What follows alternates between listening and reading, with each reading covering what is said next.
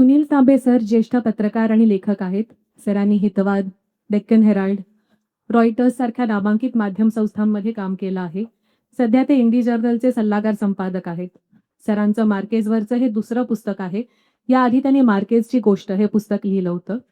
गाबोच्या गावात हे त्यांचं मनोविकास प्रकाशनाकडचं सुद्धा दुसरं टायटल आहे. याआधी गेल्या वर्षीच त्यांचं मान्सून आणि त्याची भारतातल्या सामाजिक, आर्थिक, राजकीय परिस्थितीवरची पकड याविषयी रंजक पद्धतीनं भाष्य करणारं मान्सून जनगणमन हे अतिशय यशस्वी झालेलं पुस्तक आणलं होतं, जे मनोविकास प्रकाशनाचंच होतं. सरांची मुलाखत आज इंडी जर्नलचे संस्थापक आणि संपादक प्रथमेश पाटील घेणार आहेत. प्रथमेश पाटील यांनी पुणे आणि सभोवतालच्या भागात राजकीय, सामाजिक, आर्थिक विषयांवर वार्तांकन केलं आहे. इंडी जर्नलच्या आधी त्यांनी द बंक आणि सोंबरान अशी 2 मासिकं सुद्धा चालवली आहेत आणि ते स्वतः मार्केसच्या साहित्याचे चाहते आहेत. आता आणखी वेळ न दवडता मी त्यांना विनंती करते की त्यांनी सरांशी संवाद सुरू करावा. हॅलो हॅलो हां, सर्वांचं स्वागत. आणि सरांनी मला अचानकच ही जबाबदारी दिल्यामुळं बघूया कशी होते मुलाखत. मॅजिक रिअलिझमचा एक प्रयोग. तर पहिला प्रश्न सर, की तुमची आणि मार्केसची गाठ कशी पडली? म्हणजे तुम्हाला मार्केस कुठे सापडलं पहिल्यांदा?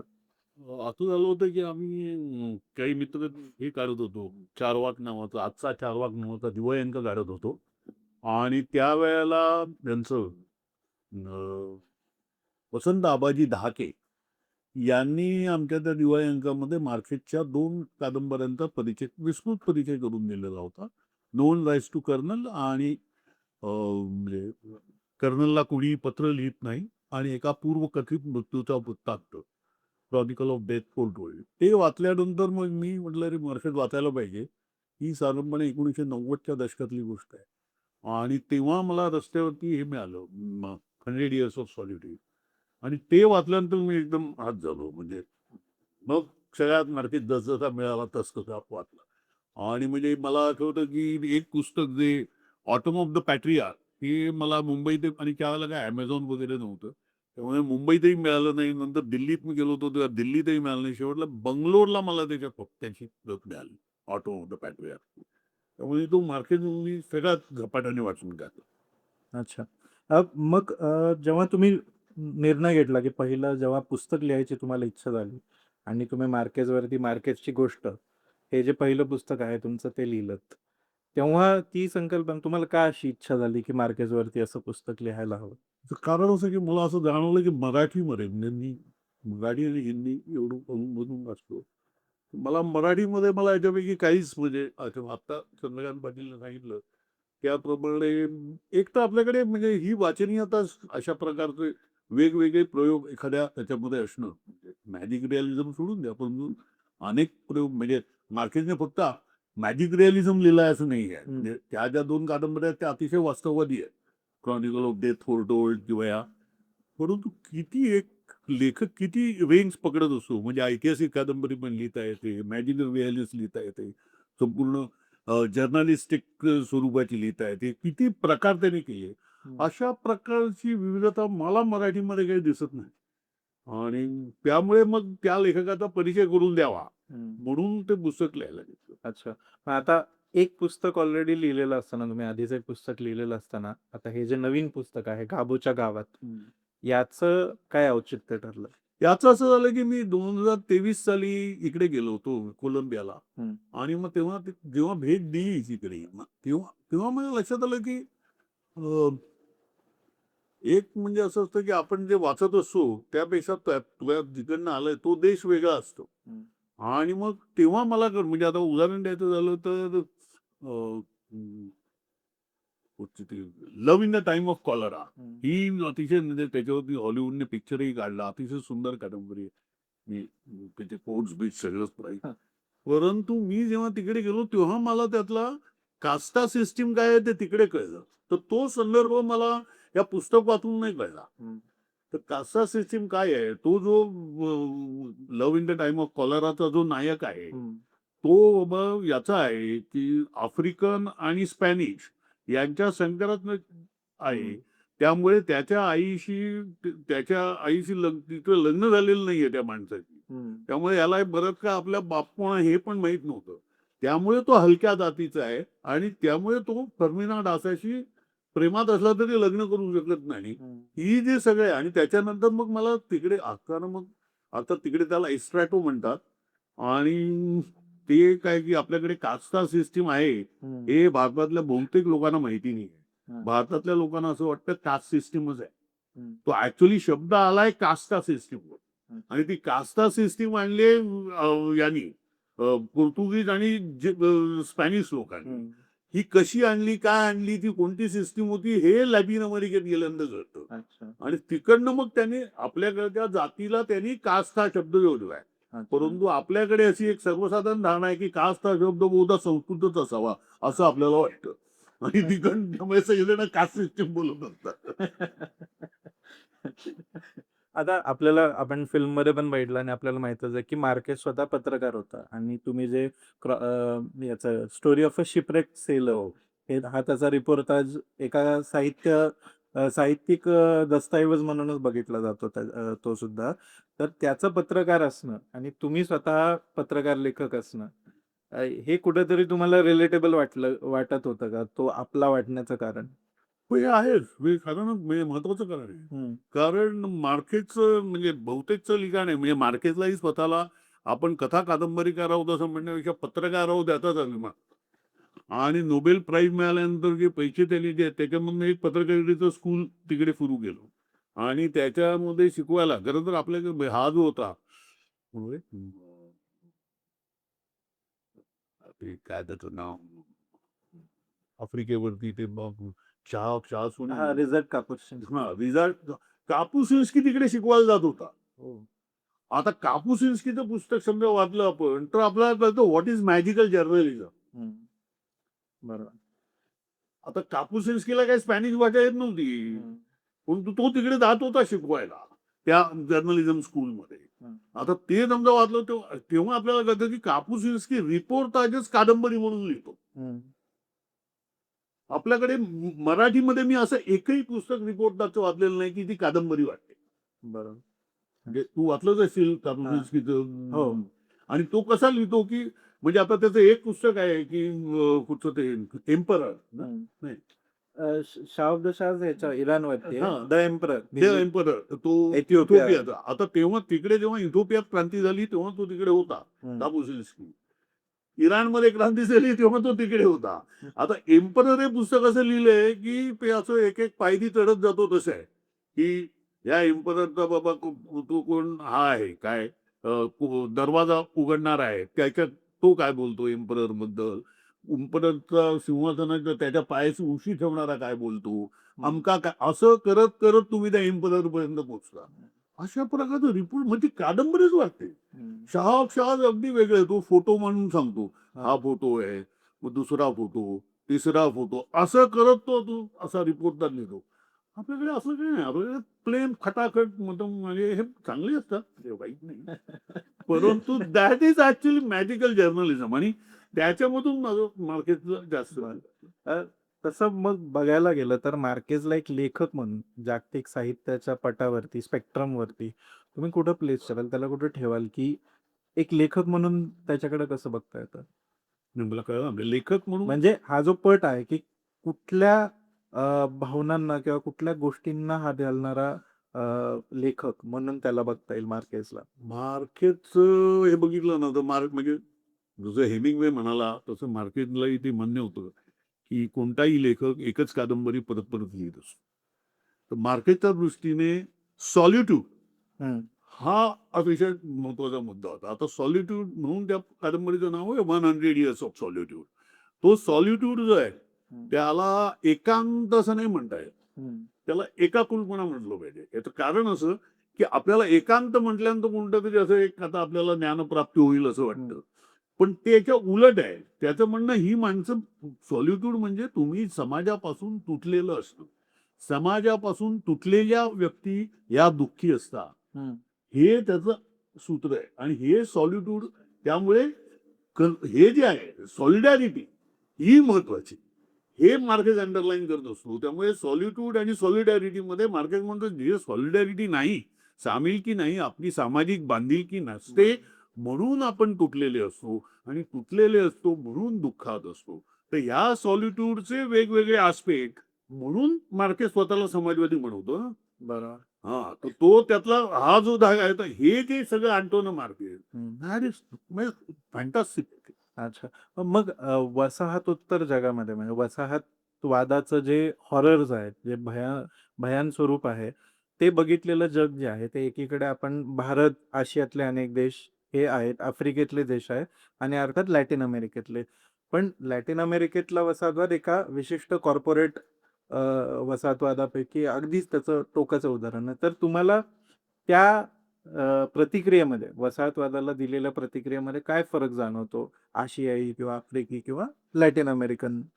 मी भारताबद्दल बोलू शकतो. हम्म. आपल्या सगळ्या आशियाची काही कादंबरी वाचलेली नाही, पण मराठी किंवा हिंदी मी जे काही वाचलंय हम्म. त्याच्यामध्ये असं आहे की भारतीय लेखकांचा सगळा म्हणजे प्रेमचंद वाचा, साने गुरुजी वाचा, आणि तुम्ही काय ते हे वाचा, म्हणजे मी वाचलेले लेखक सांगतो, आणखी नसतील पण हे वाचलं. या सगळ्यांना ना एक आहे की रॅशनॅलिटी आपल्याकडे रुजवायची आहे, हम्म. प्रबोधन करायचंय. हा. हा, तर ते एकदम सेंटरला असतं त्यांच्या, हम्म. की आपण एक काहीतरी आपलं, आपण म्हणजे आपण खूप धार्मिक आहोत, तर त्यातलं बाबा चांगलेपणा काय आहे, तर सर्व धर्म समभाव आहे, काय ती गंगा जमनी संस्कृती आहे, आणि आमका आहे, तो देशीयवाद आहे, हे सगळं पाहिजे. पण त्याला एक बुद्धिवादाची जोड दिली पाहिजे. हे जाम तिकडे आहे. हम्म. आणि त्यामुळे आपल्याकडे ना साहित्यामध्ये वेगवेगळे पर्स्पेक्टिव्ह दिसत नाही. हम्म. या उलट लॅटिन अमेरिकेचं कॉन्ट्रीब्युशन हे आहे, म्हणजे पर्टिक्युलरली मार्केट आणि इतर लोकांचं, की त्यांनी हा जो युरोपातला विवेकवाद जो आहे ना, हम्म. त्याला श्रेय देण्याचा प्रयत्न केला.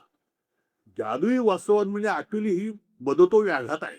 हम्म. हा, गरमागरम आईस्क्रीम म्हणलं तर चालेल का? नाही ना, तसं जादुई वास्तववाद आहे. जादू वेगळी, वास्तववाद वेगळं. हम्म. जादू आणि वास्तवाचं कधीच हे नसतो. हम्म. आता कसं असेल, जादुई वास्तववाद म्हणजे काय, अलौकिक जे काही आहे, जे लौकिक नाही हम्म. किंवा असं जे आहे त्याचं अस्तित्व मान्य करणं, हम्म. मग ते वास्तववाद करेल का? नाही. म्हणजे त्या, मी म्हटलं त्या वदतो व्याघात आहे, त्या परस्पर विरोधी कन्सेप्ट, पण ह्या एकत्र आणणं आणि त्यातून एक वेगळं जग जे दिसतं. हम्म. कारण लॅटिन अमेरिकेने जो आणला आणि त्याचा मग पुढे आपल्याला इतरांमध्येही दिसतं, पण पण त्याच्यामधला मुद्दा काय आहे, त्याच्यातला मुद्दा असा आहे की तुम्ही जे जग सांगताय हम्म. ते आम्हाला मान्य नाही, कारण त्या तुमच्या बुद्धिवादाने, तुमच्या विवेकवादानेच आमची अशी स्थिती केली ना. हम्म. म्हणजे तू एदुआर्दो गॅलिनो वाचला असेल. बरोबर. एदुआर्दो गॅलिनो काय म्हणतो, गॅलिनो असं म्हणतो की बुटक्या माणसाला माहिती असतं, म्हणजे बुटका, आपण फरक करतो ना, बुटका माणूस कोण आहे आणि लहान मूल कोण आहे. हम्म. तो लहान मूल आपल्याला माहिती असतं, हे लहान मूल उंचीसारखी आहे म्हणून आपण असं नाही म्हणत हे लहान मूल नाही, हा बुटका माणूस आहे. बुटका माणूस आपण कोणाला म्हणतो, की जो वाढू शकत नाहीये. हम्म. तर तो असं बोलतो. त्याच्यामुळे गॅलिनो असं भाष्य करतो की आपण, आपल्याला युरोपियन लोक सांगतायत की तुम्ही लहान मुलं आहात, पण आपण बुटके आहोत, आणि आपण जे बुटके आहोत ना, ते या भांडवलशाहीमुळे आहोत, हे गॅलिनो सांगतो. परंतु आपल्याला असं सांगितलं जात आहे की तुम्ही लहान मुलं आहात, तुम्ही आमचे कार्यक्रम वापरलेत तर तुम्ही पण मोठे व्हाल आमच्यासारखे. हे जे आहे ना, हे लॅटिन अमेरिकेने नाकारलं. हम्म. आपल्याकडे अजून ही दृष्टी नाहीये. हम्म. म्हणजे मागं ते हे मी सगळं कोणीच वाचत नसतं, परंतु अशा प्रकारची चर्चाही आपल्याकडे नसते. हम्म. कारण आपल्याकडचं सगळं हे इतकं संकुचित आहे ना, तर त्यामुळे आपलं हे इथपर्यंत जातच नाही. संकुचित ऐवजी बॉरोड किंवा उधार घेतले हा, ते असं. ते उदाहरण म्हणून होते ना, का हा. सगळ्यांना तो कोणता तो तिकडचा जो बुद्धिवाद आहे ना, हा. याचं भयंकर आकर्षण आहे. आणि आपल्याला सगळ्यांना, सगळे लेखक ते प्रबोधनाच्या मागे लागलेले असतात. म्हणजे इतकं बोरिंग असतं ते प्रबोधन, आणि त्याच्यामध्ये साध्या साध्याच गोष्टी असतात. म्हणजे काय ते हे असं असू नये, ते ब्राह्मण हे करतात, म्हणजे जे फुलेंनी सांगितले तेच आत्ता सांगत असाल तर कठीण आहे ना. हे फुलेंचा काळ समजा 19वे शतक असेल, तर आपण 21व्या शतकात आहोत, आणि आजही आपण तोच विचार मांडत असू. म्हणजे 1853 साली पहिली ट्रेन धावली ना भारतात, 53-54 वाटेवरती. ते इंजिन आज आणलं तर कोणाला चालवता येईल का? पण आपल्याला असं वाटतं नाही नाही, तेच इंजिन आपण आज चालवूया. अशा प्रकारचं मराठी लेखन आहे. मार्केज म्हणजे ज्या पिढीचा एक प्रतिनिधी म्हणून मानला जातो, ज्याला लॅटिन न्यू वेव्ह हो. असं म्हटलं जातं किंवा लॅटिन वेव्ह म्हटलं जातं, तर त्याच्यामध्ये आम्ही आमच्या कथा सांगायला सक्षम आहोत आणि आम्ही आमच्या पद्धतीनं त्या कथा सांगू. हे तुम्ही जे आत्ता सांगितलं त्याचा एक सारांश म्हणता येईल. पण त्याच्यामध्ये तिकडचा नेटिव्हिजम आणि महाराष्ट्रात उदाहरणार्थ देशीवाद असा एक शब्द कॉइन केला गेला भालचंद्र नेमाडे आणि इतरांनी अनेक प्रयोग करून पाहिले. तर याच्यात काय मूल्यात्मक काही फरक आहे का? की तुम्ही जे म्हणताय की आपल्याकडे कशी दृष्टी नाहीये. पण मग देशीवाद आणि नेटिव्हिजम याची तुलना करता येते का? इंटरेस्टिंग आहे हा प्रश्न. ते 2-3 म्हणजे एकदम सरळ उत्तर नाही देत. परंतु एक सांगतो, की ज्यांनी म्हणजे लॅटिन अमेरिकन लेखक जे आहेत, त्यांनी ना नेहमी म्हणजे आता त्यावेळेला ॲक्चुअली युरोप मोठा समजला जायचा ना, म्हणजे मार्केट ज्या काळात येत होता. म्हणजे बाबा फॅशन कुठची तर पॅरिस, हे कुठचं तर पॅरिस. युरोप तर अमेरिका आज हे समजायचं. हं. याच्या उलट हा जो बारांकिया ग्रुप जो होता यांचा, मार्केस आणि यांचा, तर त्यांना असं वाटायचं की भविष्य आहे ते अमेरिकेत आहे. हे काय खरं नाही. हे काही असेल, परंतु त्यांनी काय केलं म्हणजे मार्केसला अचानक काही याचा नाही. ते जेव्हा शोध घेत होते, आता मार्केसच्या लिखाणामध्ये तुम्हाला काफकाचा प्रभाव जाणवतो. दिसतोच, की हे त्यांनी काफकावरनं घेतलेलं आहे. मार्केसच्या लिखाणात तुम्हाला हे दिसतं, की हे व्हर्जिनिया वुल्फकडनं आलेलं आहे. हे बघ आता ही बाबा हे टेक्निक त्याने हेमिंग्वेकडनं घेतलंय, हे त्याने फॉकनरकडनं घेतलंय. असं करत जेव्हा त्याला स्वतःचा शोध लागतो ना, तो आहे, ती प्रोसेस आहे. हं. म्हणजे गांधीजी जे पहिले सूट-बूट घालत होते, नंतर पंचाला लिखायला लागले. आपल्याकडे लोक एकदम पंचानेच सुरुवात करतात. ह्याच्यामध्ये काही करत नसतं. तसं आहे ते. हे जे आहे, या इथे काय झालंय, की आपण हा जो काही वेगवेगळे जे आहे, हे आपण काही ते आत्मसात केले, ते खेळलोय आपण त्याच्याशी, असं काहीच नाही. हं. हा आपल्या देशीवादातला आणि त्यांच्या देशीवादातला फरक आहे. त्यांनी जगातलं म्हणजे त्यांनी ती एका बाजूला त्यांना युरोपियन संस्कृतीचाही वारसा आहे आणि त्याचबरोबर ते त्या युरोपियन संस्कृतीला चॅलेंजही करतायत. हं. म्हणजे अलेओ कार्पेंटर जो आहे, त्याने पहिल्यांदा मार्वलस अमेरिका हा शब्द वापरला आणि त्याच्यातनं मग पुढे जादुई वास्तववाद वगैरे आलं. तर त्याच्यामध्ये तो काय म्हणतो, की पहा अमेरिकेचे पॅरिस अमक्या-अमक्या साली पॅरिसची काय लोकसंख्या होती आणि तिचा आकार केवढा होता आणि त्यावेळेला मेक्सिकोतलं अमकं-अमकं शहर हे किती मोठं होतं. हं. Hours is great. म्हणजे ते अशा प्रकारे ते म्हणजे एका बाजूला तो युरोपातला जो प्रभाव आहे, तो नाकारत नाहीये. पण त्याचबरोबर त्या त्या दृष्टीला आव्हान देणं, ही एक आपली जबाबदारी असं मानतात. हं. आणि त्याचं कारण त्या वसाहतवादामध्ये आहे. म्हणजे आजही आम्ही सगळी लॅटिन अमेरिका काय कच्चा मालच पुरवत असते ना बरोबर. या अमेरिकेला. हं. आणि त्यामुळे हे जे वास्तव आहे ह्याचा ते विचार करत असतात. हं. मला ना आपल्याकडे असलं काही आहे. अच्छा. तुम्हाला असं वाटतं का, की कुठेतरी ती प्रामाणिकता जी आहे, त्या देशीवादामध्ये जी असलेली स्वाभिमानाची प्रामाणिकता आहे, ती कुठेतरी कमी आहे असं आहे? नाही असं काय रे आपल्याला काही माहिती नाही. परंतु हां. देशीवादामध्ये देशीवाद म्हणजे ना मागासलेपणाचा आनंद साजरा करतात. हां. असं आहे, की आम्ही मागासलेले आहोत त्याचा आपण आनंद साजरा करूया. असं आहे ते. आता आपण एकीकडे वसाहतवादाला दिलेली प्रतिक्रिया बघतो मार्केस. तुम्ही बोललात, आता उल्लेख केलात. पण दुसरीकडे त्याच वेळी मार्केसचा इकडच्या कम्युनिस्ट आणि डाव्या लॅटिन ज्याला बोलिव्हारियन चळवळ आहे म्हणता येईल, त्याच्याशी पण एक किचकट असा संबंध आलेला आहे. म्हणजे तो नेहमीच असं नाहीये, की तो त्यांच्याशी मैत्रीपूर्ण पण नाहीये पूर्णतः आणि पूर्णतः शत्रुभावी पण नाहीये. आणि त्याच वेळी तो स्वतःला समाजवादी डावा असंही म्हणतोय. मार्केस स्वतःला कम्युनिस्ट मानायचा. हं. म्हणजे त्यातून तो जेव्हा पॅरिसला होता तेव्हा पण त्यातून त्या तिचं नाव मी विसरलो पण तिच्याबरोबर त्याचं प्रेम प्रकरण होतं. तेव्हा तो तिला सांगायचा की चांगला कम्युनिस्टच चांगला माणूस असतो वगैरे. अक्षरशः तो मार्केस स्वतःला कम्युनिस्टच मानायचा. हं. आणि बट कम्युनिस्ट पार्टीने पण त्याला पण कम्युनिस्ट पार्टीने त्याला सांगितलं तू तुझं काम कर, तू काय पक्ष कार्यात पडू नकोस. त्याच्यानंतर मार्केस बदलतोय कुठे तर मार्केस जेव्हा पूर्व युरोपाच्या दौऱ्यावरती गेला तेव्हा त्याला हे दिसलं काय काय पोलंडमध्ये पोलंड विशेषतः. आणि हे. हं. त्याची वार्तापत्र त्यांनी लिहिलेली आहेत. हं.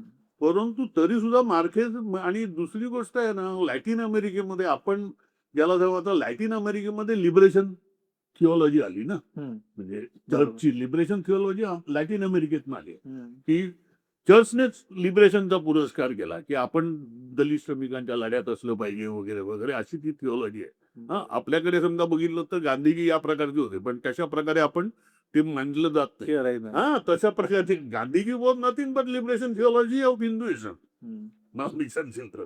पण अशा प्रकारे इकडे काही बघितलं जात नाही. कारण आपल्याकडचे जे कम्युनिस्ट आहे किंवा मार्क्सवादी किंवा डावे आहे, मी आता ते पुस्तक वाचलं नाही यांचं, कोण आपले हरिश्चंद्र थोरातांचं मार्क्सवादी समीक्षा वगैरे वगैरे, परंतु मला नाही वाटत अशा प्रकारचा काही विचार असतो इकडे. तर वाटत नाही, म्हणजे मी ज्या कम्युनिस्ट किंवा समाजवाद्यांबरोबर मी पण होतोच ना समाजवादी चळवळीत, त्यामुळे कम्युनिस्टांशी वादविवाद वगैरे तर व्हायचे. त्याच्यानं मला नाही वाटत की हे अशा प्रकारे काही बघताय त्यांचं. आणि इकडचे, आणि मी तिकडे असतानाही तिकडच्या कम्युनिस्टांशी बोललो ना, तिकडचे कम्युनिस्ट अजिबात मार्क्स, लेनिन, स्टालिन या कोणाला कोट करत नसतात. हा, कोणालाच कोट करत नसतात. त्याचं म्हणणं बाबा अमेरिका इकडे काय करते आणि त्याच्यावरती आम्ही कसं लढायचं याच्यावरती येत ते. त्यांचा अमेरिकेला, त्या भांडवलशाहीला, त्या शोषणाला विरोध आहे, म्हणून ते कम्युनिस्ट आहे. फिडेल कॅस्ट्रो बरोबर याची मैत्री होतीच मार्केटची.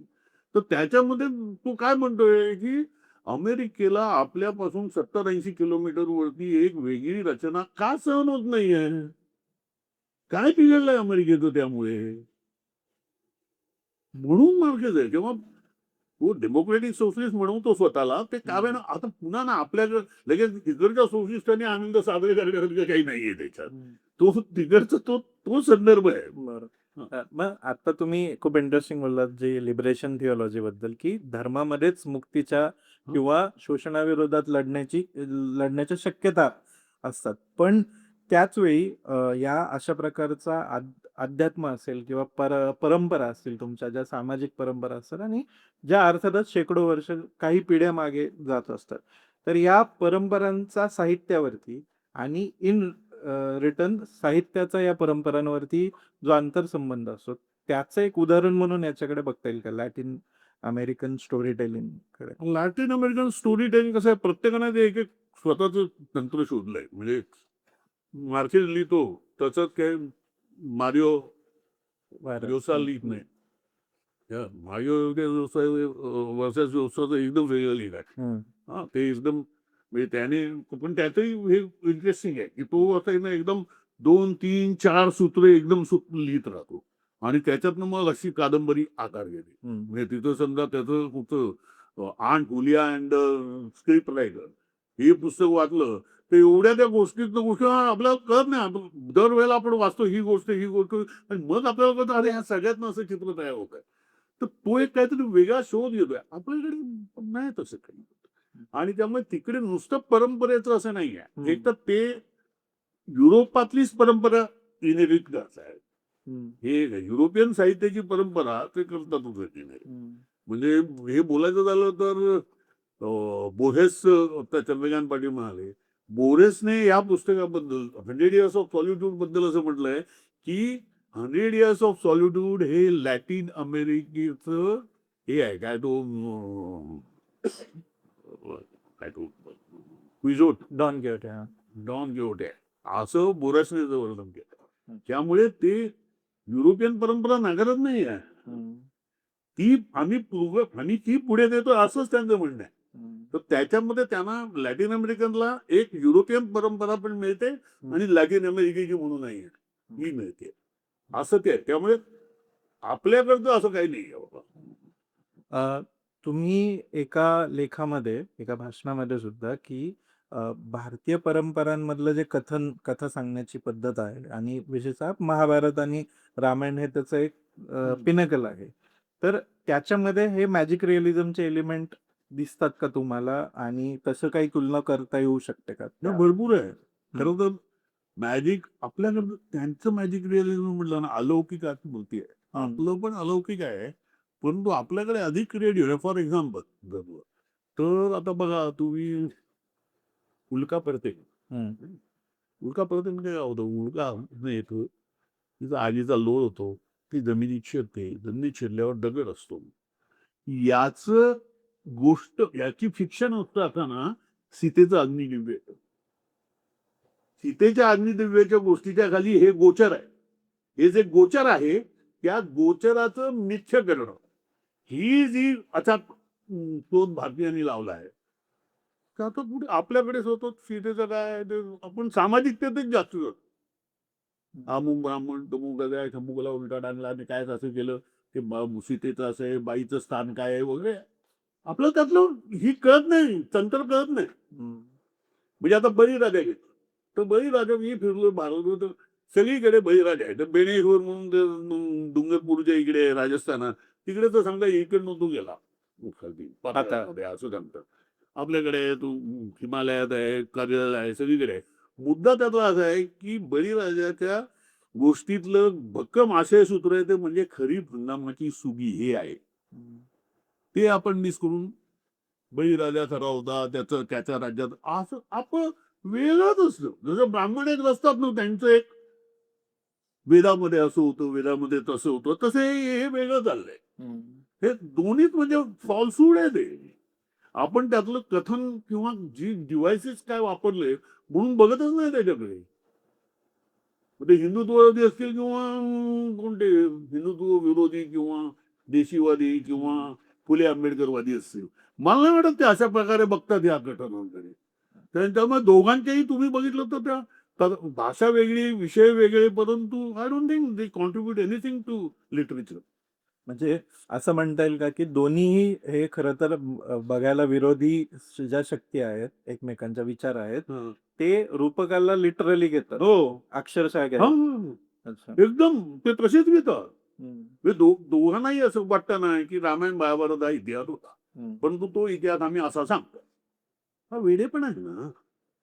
याच्यामध्ये ज्या गुंती आहे, म्हणजे आता साधी गोष्ट घ्या की मी परवा एक पोस्ट लिहिली की राम किती 14 वर्ष वनवासात गेला. हा काय 12 वर्षाचा वनवास, 1 वर्षाचा अज्ञातवास कौरवांचा. आयडिया काय तो मी 12 वर्षापूर्वीचं माझं आठवून बघतोय. माझा कोणी अपमान केला असेल, मला माझी कुठे फजिती झाली असेल, 12 वर्षांत काही लक्षात राहत नसतं ते, नाही का? 12 वर्ष मोठा काळ आहे ना. परंतु बघा सत्तेसाठी सगळे बरोबर जातात. 12-13 वर्षांनी पण लढाई करतात. हे आता हे सूत्रच आपल्याला कुठे मिळत नाही. म्हणजे हे जे आलंय ना आपल्याकडच्या फिक्शन मध्ये किंवा मायथॉलॉजी मध्ये, हे सोडायचं. तर मग रामाने काय केलं, तो पुरुषवादी कसा होता, पुरुष वर्चस्ववादी कसा होता, तेव्हा काय झालं, कसलं तरी भलतं. म्हणजे हा आपल्याकडे ना उंदरावरती डोंगर रचला तो. म्हणजे खऱ्या इतक्या सुंदर गोष्टी आहेत त्यांनी खरोखर त्या जी गोचर आहे त्या गोचराचं इतकं मिथ्यांमध्ये गोष्टींमध्ये रूपांतर केलंय आणि त्याचा आपल्यावरती जास्त म्हणजे इकडच्या मासेसवरती त्याचा जास्त परिणाम आहे ना. पण हे सगळे मासे मूर्ख आहेत, ते मागासलेले आहेत, त्यांचं प्रबोधन केलं पाहिजे, त्यांना शहाणं केलं पाहिजे, त्यांच्याकडनं काहीच शिकायचं नाही. तसं होत असतो.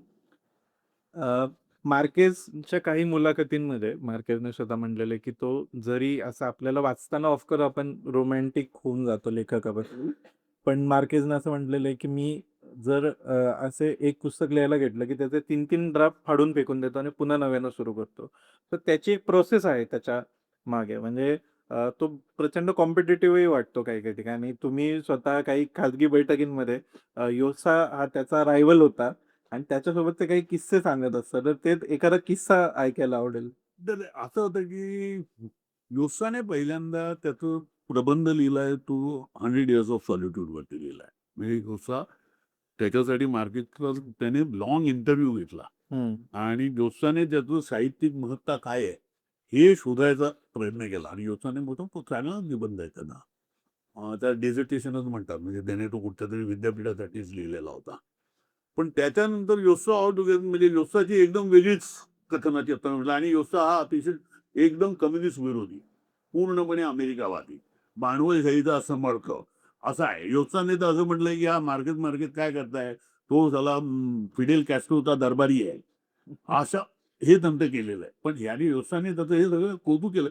आणि जेव्हा लॅटिन अमेरिकेतल्या कोणत्याही शहरात ही एवढी ह्याला माहितीच होतं 100 Years of Solitude एवढी गादी आहे, तर ती लागलेली असेल की योसाचे फॅन कुठेही मार्केटचं भाषण असेल तर तिकडे बोर्ड घेऊन उभे राहायचे, no more discussion on 100 Years of Solitude.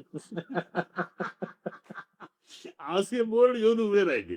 बरं ते एकदा योसा, कुंदेरा, मार्केस वगैरे सगळे कुठेतरी असं ते मला होतं फॅन्टसी होता ते युरोपच्या पुढच्या टूरवरती होते आणि लॅटिन अमेरिकेमध्ये एकदा म्हणजे खूपच हे आहे ना की ते जसं काहीतरी कुठच्या तरी बाई बरोबर होतं. आता ते मार्केटची पण होती. असं काय ना मार्केटची बरंच ते आत्मचरित्र म्हणजे आहे ते तुझं ते love in the time of कॉलरामध्ये त्या ज्या एवढ्या बायका भेटतात त्याला हो. त्या बऱ्याचशा ते मार्केटच्या जीवनच न झालेले आहे. पण तू तो मार्केटच्या तिकडे त्याला सांगितलं त्या बायकोला सांगितलं की तू वटस्फोट दे त्याला. त्याच्यावरनं त्यांचं भांडण झालं आणि ते म्हणजे नुसता तो खरोखर मारायलाच धावला होता त्याला. हे जे आहे ना असे काही आहे. शेवटचे 2 प्रश्न तर तुमच्या मराठी साहित्याबद्दल आणि विशेष भारतीय आहेतच भारतीय साहित्याबद्दल, पण त्यातल्या त्यात मराठी साहित्य व्यवहाराबद्दल बऱ्याच तक्रारी असतात. तुम्ही सोशल मीडिया जर तुमचा चाळला, तर यातल्या ह्या तक्रारी काय आहेत तुमच्या मराठी पहिली गोष्ट म्हणजे साहित्याबद्दल? आपल्याकडे अजिबात पुस्तक विकत घेऊन वाचण्याची पद्धत नाही. पुस्तक विकत घेणं म्हणजे मी त्या ह्याच्यातही लिहिलं होतं की तुम्ही आदेश बांदेकर तो कार्यक्रम होता ना होम मिनिस्टर, तो मी आवडीने बघायचो.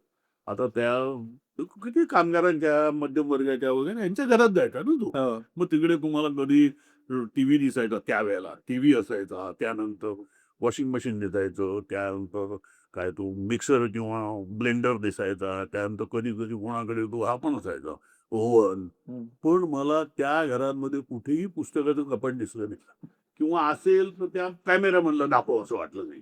हे काय आहे प्रकार? कोणाला इथे काही पुस्तकं वाचायची नसतात आणि त्यामुळे आपल्याकडे मराठी साहित्य व्यवहारात पारितोषिक पुरस्कार मिळणं याला प्रचंड महत्व आहे. म्हणजे कारण त्याच्यातूनच लेखकाला प्राप्ती होते हो. म्हणजे साधं बघितलं तर किती लेखकाला काही 10% रॉयल्टी मिळते. हा त्याच्यात काय असतं काही काही खाक मिळत नाही त्याला. आता कारण एवढी लोक पुस्तकं विकतच घेत नसतात. म्हणजे महाराष्ट्रामध्ये जवळपास 35,000 ABC दर्जाची ग्रंथालय आहे. हे आता सांगतील पाहिजे. ABC दर्जाची आहे. ही सगळी ग्रंथालय काहीही खरेदी करत नाही. म्हणजे बरं खालची जी आहेत ही सुद्धा असं सांगतात की हे पुस्तक आम्हाला 60% सवलतीत द्या. बरेच प्रकाशक असे आहेत की केवळ केवळ त्या ग्रंथालयांवरतीच त्यांचा व्यवहार चाललेला आहे. मी त्यांची नावं पण घेत नाही आता. मी कशाला लोकांना म्हणतो वाईट बोला. पण असे अनेक कसे आहेत की ते म्हणजे आता 35,000 ग्रंथालय म्हणजे समजा माझ्या पुस्तकाच्या 35,000 कृती केल्या तर मला केवढे पैसे मिळतील? हा कोणी येत नाही. त्या 1,000ची एक आवृत्ती काढायला लागते. त्यानंतर हे असं आपल्याकडे म्हणजे दुसरी गोष्ट पुस्तकाची दुकानच नाही आहे. म्हणजे पुणं सोडलं हं. तर पुस्तकाची दुकानच नाही आहे कुठे. मुंबईतही कमीच आहे. म्हणजे दादर गिरगाव वगैरे या भागात आहेत तेवढीच. त्याच्या पलीकडे ते आमच्या येशू पाटलांनी सुरू केलं तर बोरिवली तेच बसलं ते काय त्याला चालवता नाही आलं. कारण कोण जातच नाही पुस्तक वगैरे याला. हे जे आहे आपल्याकडे वाचनाची संस्कृतीच नाही आहे. आपल्या देशातली त्यातही महाराष्ट्रातली लोक ही मला असं वाटतं की ते सगळे बहुसंख्य लोक ही अजूनही लिपी किंवा मुखी संस्कृतीतली आहे. त्यांना केवळ ऐकणं याच्यावरतीच त्यांचा भर असतो. उगाच नाही आपल्याकडे व्हॉट्सअप एवढं पॉप्युलर झालंय. अमेरिकेत घातलाय का गोंधळ व्हॉट्सअपने? युरोपमध्ये घातलाय का गोंधळ व्हॉट्सअपने? युरोपमध्ये आहे का? युरोपमध्ये असं म्हटलं जातं का व्हॉट्सअप विद्यापीठ? नाही म्हटलं जात. अमेरिकेत म्हणतात का व्हॉट्सअप विद्यापीठात नाही आलंय? नाही म्हटलं जात. आपल्याकडे काय? आपल्याकडे वाचन मुखी संस्कृतीतले लोक आहेत. मुखी संस्कृतीमध्ये असंच असतं ना, ऐकायचं असतं, विचार करायचा नसतो आणि वाचायचंही नसतं. कारण वाचन ही भयंकर कटकटीची गोष्ट असते, सोपं नाही. म्हणजे काय तर आपल्याकडे काय आता तुम्ही साक्षरतेचा कशी व्याख्या करताय याच्यावरती कोण साक्षर ठरतं हे बऱ्याचदा लोकांना माहिती नसतं. म्हणजे आपल्याकडची व्याख्या अशी आहे ज्याला सही करता आली पाहिजे. दुसऱ्याचंही लिहिलेलं वाचता आलं पाहिजे. आणि त्याचा उपयोग नसतो. वाचल्याचा अर्थ लावता यायला पाहिजे. क म्हणजे क कमळातला असं म्हणत असतो तेव्हा क ची कमळापासून फारकत झालेली असते हे कळायला लागतं. म्हणून तसं नसतं आपल्याकडे. आपल्याकडे वाचन केल्यानंतर ते समजून काही विश्लेषण वगैरे असं काही नसतं. म्हणून आपल्याला वाटतं सगळे आहे एवढे झाले काय ते शिक्षण असं झालं असं काही नाही आहे. सगळे मुखी संस्कृतीतले आहेत आपल्याकडे. तर लेखक प्रकाशकांची परिस्थिती सांगून तुम्ही आमचे पार्टी मिळवण्याच्या अपेक्षावर पाणी फेरलेलं आहे सगळं. तर शेवटचा प्रश्न, हे पुस्तक विकत घेऊन का वाचावं? याची काही हे मुखी संस्कृतीतल्या लोकांसाठी लिहिलेलं पुस्तक आहे. कारण त्यांना गोष्टी वाचल्यानंतर कळत नाही. 2 आपल्याकडे मार्केट मोठ्या प्रमाणावर अनुवादित झालेलं आहे. 3 जे लेखक असतील तेही बऱ्याचशा म्हणजे मला असं वाटतं मी एवढी टीका केलेली आहे त्यामुळे त्यांनी हे नवीन तंत्र काय असतात की मार्केटने कशी एम्प्लॉय केलेली आहे हे त्यांना कळेल आणि त्याच्यामुळे त्यांचा हा वाढेल. म्हणजे वाचकांचा तो समजा साधा वाचक असला तरी आणि पण तुम्हाला माहिती आहे प्रत्येकजण छोटा काय एक जो वाचत असतो तो थोडा उल्लेखक असतोच. तर त्यांच्यासाठी लिहिलेलं पुस्तक आहे. तर सरांनी सांगितल्याप्रमाणे सगळ्यांनी आवर्जून विकत घेऊन पुस्तक वाचा. हे हा बोला.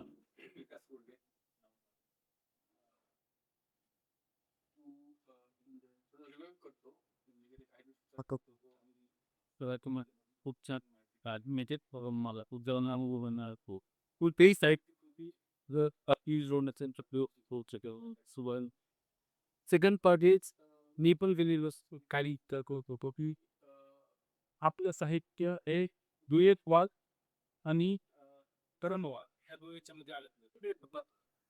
आता मी सांगतो मी कोलंबियात गेलो होतो तेव्हा म्हणजे हा प्रश्नाचं उत्तर नाही देत मी फक्त एक अनुभव शेअर करतोय की तेव्हा मार्केट कल्चरल सेंटर त्या लायब्ररीमध्ये मी गेलो बोगोटाला आणि तिकडे ती लायब्ररीयन मुलगी होती तिच्याशी बोलत होतो तर ती म्हणाली मी मार्केटचं फक्त एकच पुस्तक वाचलंय and I don't like it I don't like it there is nothing magical here nothing magical is here and reality is that everybody is killing everybody. That's the reality over here. And मला याचं मार्केटचं अजिबात मी वाजत नाही. इकडे आत्ताचा प्रश्न हा सेक्सिस्ट रायटिंगचा आहे. सेक्सिस्ट म्हणजे तो या अर्थाने आपल्याकडे वापरतात त्या अर्थाने तो स्त्रीवादी लिखाणाचा आहे. स्त्रीवादी आणि मग तिने तुम्ही कोणते इकडचे लेखक वाचते त्याची यादी मला दिली. त्याच्यात ते कोणी आपण जे आता चर्चा करतो ते कोणीच नव्हते. माझा मुद्दा असा आहे की इथे फक्त धर्मवाद हा असं नाही असे खूप वाद असतात. आपण त्यातलं तात्विक म्हणजे आता समजा हा असेल काय तुमचा अस्तित्ववाद असेल तर आपल्याकडे त्याचा तरी कोणी कोणी एवढा शोध घेतलाय किंवा आता ती बाई मुलगी म्हणत होती स्त्रीवादाचं स्त्रीवादाचा म्हणून असा कुठे आपण सगळं ते तिकडचं श्रीमंत ते पुस्तक वाचायचं ते करायचं तिकडनं आपण आपल्याला काही दावावरती लावून काहीच काढत नाही होत ना. तेव्हा मॅजिकल रिअलिझम म्हणून काही ग्रेट नाही कोणी. मुद्दा असा आहे की मी काहीतरी प्रयत्न करतो काय या माझ्या पुढचे प्रश्न मांडण्याचा. तर सरांना ऐकलं आपण सगळ्यांनी आणि सर थँक्यू तुम्ही अगदी सविस्तरपणे सगळ्यांना माहिती दिली. तर पुस्तक विक्रीला आहे बाहेर पुस्तक तुम्ही घेऊ शकता आणि ही मुलाखत इंडी जर्नलवरती आम्ही प्रसारित करू तर ती शेअरही करा आणि तेवढाच मी प्लग करतो इंडी जर्नलला सबस्क्राईब करा. येस धन्यवाद. थँक्यू.